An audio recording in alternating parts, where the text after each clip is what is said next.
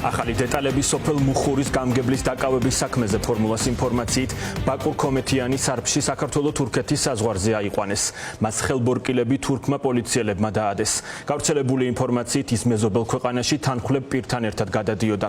სწორედ მათ ავტომობილში აღმოაჩინეს ნარკოტიკი. გავრცელებული ინფორმაციით საუბარია დიდ ოდენობაზე.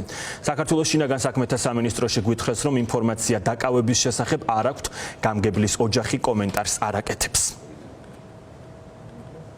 ბევრი ჭორი არის ახლა, ბევრ საუბრობენ, მე პირადად ამ ადამიანს ვიცნობ, ამ ადამიანისგან ასეთი რაღაც ცხოვრებაში არ გამიგია ახლა, მიუხედავად ჩვენი პოლიტიკური მიუღებლობისა, ვიღაც ზუგდიდელთან ერთად გზავრობდა, მე არ ვიცი მის სახელდაგვარი, მეორესი ბატონი ბაკური და არის შარში გახვეული როგორც გავიგე.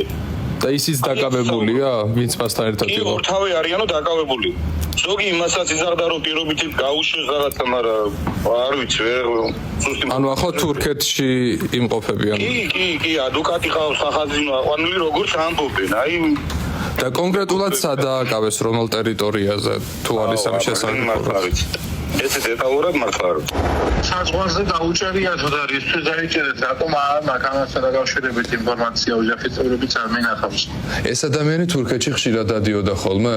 არ ვიცი, ამასთან დაკავშირებით ინფორმაცია არ მაქვს, არ ამგონია ხშირად დადიოდეს, რა ვიცი, ეს უფრო ხშირად აქ იყო სოფელში მოსახლეობასთან.